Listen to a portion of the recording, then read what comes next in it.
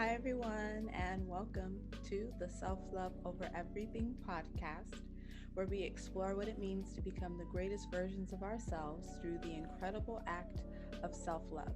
This is the third episode titled How to Learn to Love Yourself. And today I'd like to help you begin or continue on your journey of self love by sharing 3 steps to help you learn to love yourself more, as well as some practical practices that you can use along the way. I'm your host, Snowy Lee, but you may know me as Poetic Touch on Instagram. I'm a self discovery coach and the author of the Shadow Workbook, and I am so grateful that you're here listening with me. Thank you, thank you, thank you. As always, I also have a self love affirmation at the end of the episode, so make sure that you listen all the way through. So, without further ado, let's get into the episode.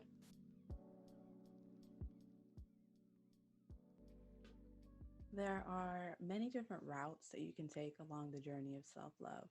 But today I'd like to share 3 steps that truly change the trajectory of my path in hopes that you may find it helpful on yours. Step 1, become more mindful. In order for actual personal development to occur, which is what the self love journey is, you have to not only become aware of the way that you react and respond to negative, but also positive situations and circumstances in your life. But more importantly, you need to understand why you respond the way you do. This state of awareness or mindfulness helps you to step into a third party perspective and see things from another point of view. In time, you'll notice this increased state of self awareness can actually prove as a valuable tool along your self love journey. Step 2, practice self acceptance. I've touched on this previously a little bit. I think it was on the second episode of Do You Even Love Yourself? I think I kind of touched on the guilt that I experienced when I came to the realization that I needed to begin practicing self love. And if I could surmise the biggest lesson on this journey of self love, I have to say that it's loving who you are and why you are the way that you are. We're all perfectly imperfect, you know, with our own unique stories and experiences to share. And frankly, it's in those stories and it's in those experiences that we have that make us who we are. Everyone has learned traits and behaviors from their childhood that they wish they wouldn't have. And everyone has moments in their lives that they're not so proud of.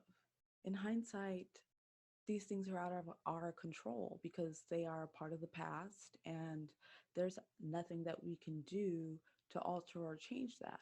But what we can do is we can focus on the way that we carry ourselves going forward and the way that you affect others. A big part of moving forward along this self love journey, one of the largest steps is truly accepting your past for what it is and taking that energy and focusing on the future and what it can be. Step 3, stop comparing your life and your journeys to others.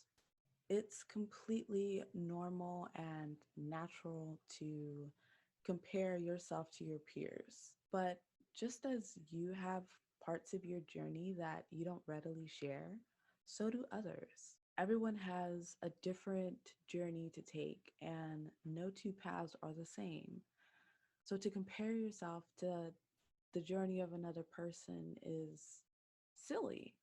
We are all so unique and so different that for us to have the same trajectory is literally impossible. So, comparing your journey to someone else or someone else's journey is a complete waste of thought, complete waste of time, a waste of energy, a waste of effort, a waste of brain power. Instead of comparing yourself to someone else, Compare yourself to you.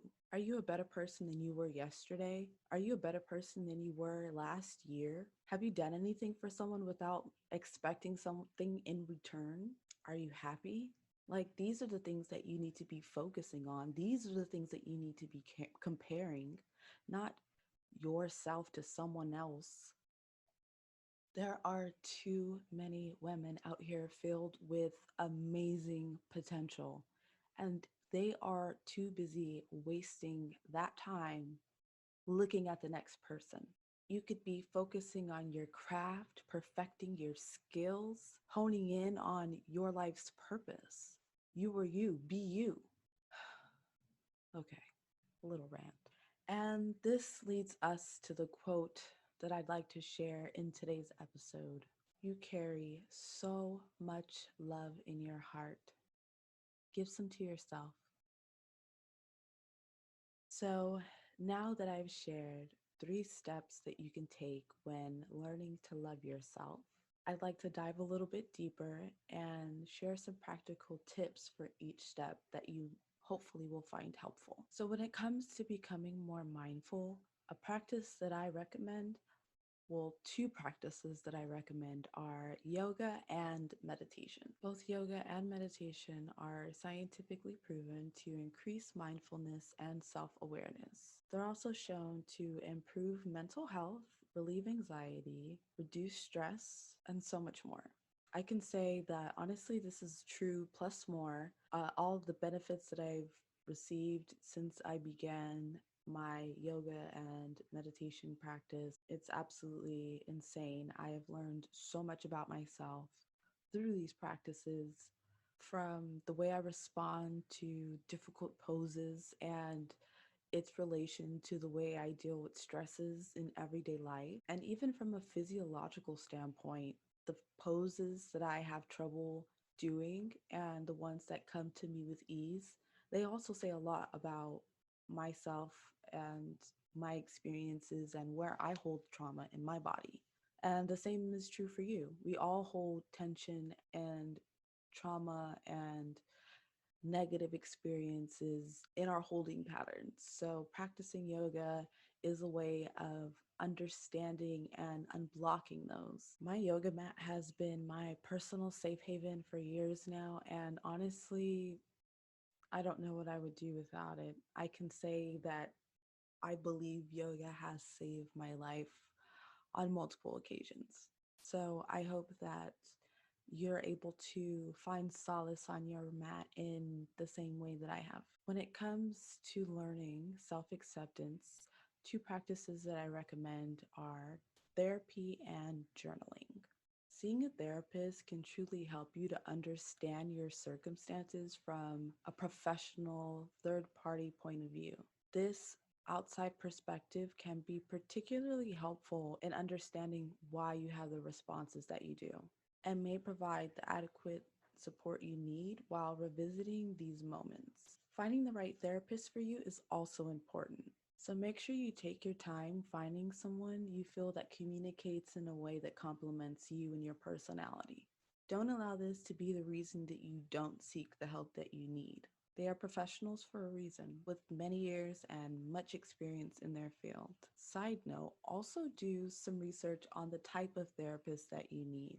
There's a wide variety of different types of therapists that best appeals to your specific needs. And finally, the practice that I recommend you implement to focus on your own journey instead of others is beginning a to do list, or as I like to title mine, a to conquer list. Setting intentional goals for yourself and executing them is really one of the most satisfying and gratifying things that you could do. There is nothing more empowering to your self esteem than setting your mind to something and doing it. So here's a practice for you. Make a list of all the things that you need to accomplish in a month. I know it sounds like a lot, but honestly, if you do these things every single month, it should not be that hard to think about them. So make the list and make a note of when you need each thing accomplished by. From there, according to the dates, you should have a relatively rough idea of what your weekly schedule should look like in order to accomplish each thing by the deadline. Then you can create a daily to-do list according to your personal schedule, etc. The idea of creating this plan may seem like a lot of work and maybe even far-fetched to a lot of you. And that's okay, that's natural. But once you realize that you are worth the effort and the rewards, I have a feeling that you'll approach this task from a different perspective and a different point of view. So, as we near the end of today's episode, I'd like to leave you with an affirmation. I am learning to love myself more each day. Again, I'd like to thank you for listening to Self Love Over Everything. If you found any value in this episode, I ask that you do please leave a review. It will help with the growth of this podcast. I also ask that you subscribe and stay tuned for the next episode titled The Journey of Self-Love Can Be a Lonely One. I'll also be sharing some practices that you can use to embrace time by yourself and enjoy your own company. This podcast is dedicated to women on the journey of self-love. Welcome. Your heart is safe here. As always, it's my absolute honor to serve you.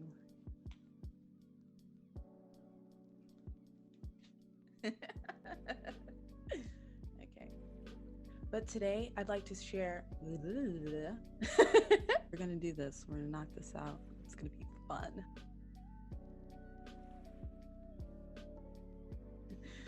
Okay. How to learn.